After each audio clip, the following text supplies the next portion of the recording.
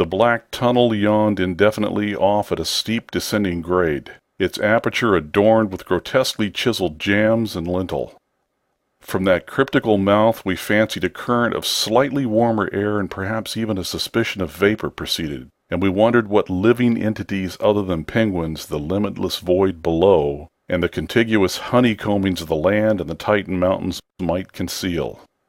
We wondered, too, whether the trace of mountaintop smoke at first suspected by poor Lake, as well as the odd haze we had ourselves perceived around the rampart-crowned peak, might not be caused by the tortuous, channeled rising of some such vapor from the unfathomed regions of Earth's core. Entering the tunnel, we saw that its outline was, at least at the start, about 15 feet each way, sides, floor, and arched roof composed of the usual megalithic masonry. The sides were sparsely decorated with cartouches of conventional designs in a late, decadent style, and all the construction and carving were marvelously well preserved. The floor was quite clear, except for a slight detritus bearing outgoing penguin tracks and the inward tracks of those others. The farther one advanced, the warmer it became, so that we were soon unbuttoning our heavy garments. We wondered whether there were any actually igneous manifestations below, and whether the waters of that sunless sea were hot. After a short distance the masonry gave place to solid rock, though the tunnel kept the same proportions and presented the same aspect of carved regularity. Occasionally its varying grade became so steep that grooves were cut in the floor. Several times we noted the mouths of small lateral galleries not recorded in our diagrams, none of them such as to complicate the problem of our return, and all of them welcome as possible refuges in case we met unwelcome entities on their way back from the abyss. The nameless scent of such things was very distinct. Doubtless it was suicidally foolish to venture into that tunnel under the known conditions, but the lure of the unplumbed is stronger in certain persons than most suspect. Indeed, it was just such a lure which had brought us to this unearthly polar waste in the first place. We saw several penguins as we passed along, and speculated on the distance we would have to traverse. The carvings had led us to expect a steep downhill walk of about a mile to the abyss, but our previous wanderings had shown us that matters of scale were not wholly to be depended on. After about a quarter of a mile that nameless scent became greatly accentuated, and we kept very careful track of the various lateral openings we passed. There was no visible vapor as at the mouth, but this was doubtless due to the lack of contrasting cooler air. The temperature was rapidly ascending, and we were not surprised to come upon a careless heap of material shudderingly familiar to us. It was composed of furs and tent cloth taken from Lake's camp, and we did not pause to study the bizarre forms into which the fabrics had been slashed. Slightly beyond this point we noticed a decided increase in the size and number of the side galleries, and concluded that the densely honeycombed region beneath the higher foothills must now have been reached.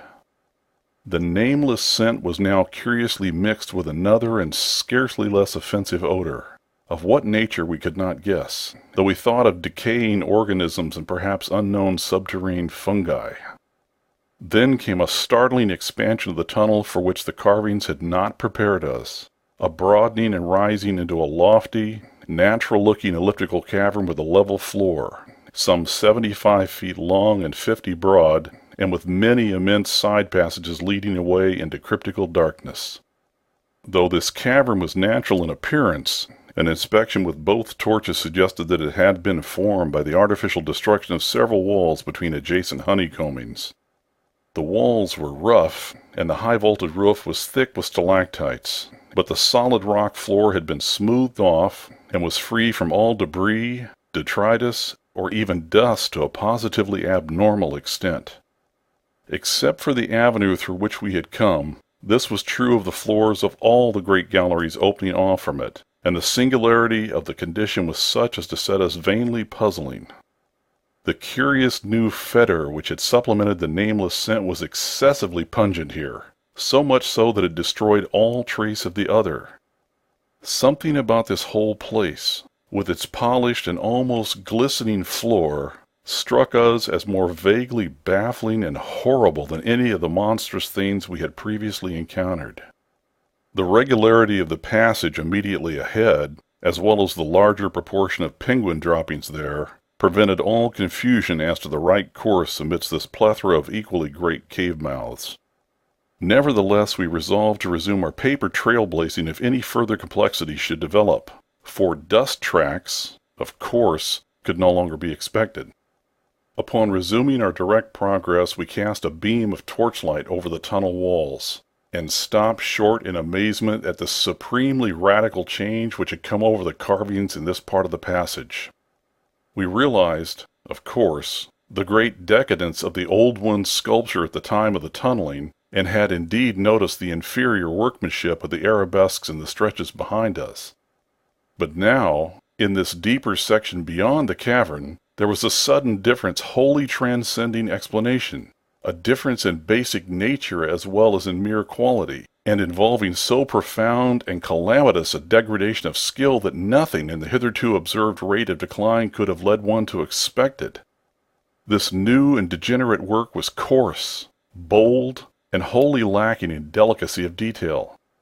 It was countersunk with exaggerated depth in bands following the same general line as the sparse cartouches of the earlier sections, but the height of the reliefs did not reach the level of the general surface. Danforth had the idea that it was a second carving, a sort of palimpsest formed after the obliteration of a previous design.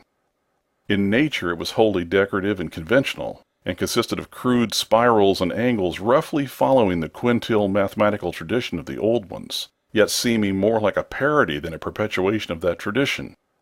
We could not get it out of our minds that some subtly but profoundly alien element had been added to the aesthetic feeling behind the technique, an alien element, Danforth guessed, that was responsible for the manifestly laborious substitution. It was like, yet disturbingly unlike, what we had come to recognize as the old one's art, and I was persistently reminded of such hybrid things as the ungainly palmyrene sculptures fashioned in the Roman manner. That others had recently noticed this belt of carving was hinted by the presence of a used torch battery on the floor in front of one of the most characteristic designs. Since we could not afford to spend any considerable time in study, we resumed our advance after a cursory look, though frequently casting beams over the walls to see if any further decorative changes developed.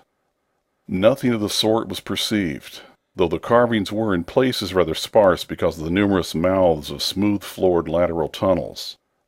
We saw and heard fewer penguins, but thought we caught a vague suspicion of an infinitely distant chorus of them somewhere deep within the earth. The new and inexplicable odor was abominably strong, and we could detect scarcely a sign of that other nameless scent.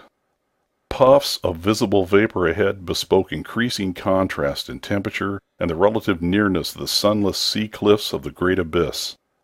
Then, quite unexpectedly, we saw certain obstructions on the polished floor ahead, obstructions which were quite definitely not penguins, and turned on our second torch after making sure that the objects were quite stationary.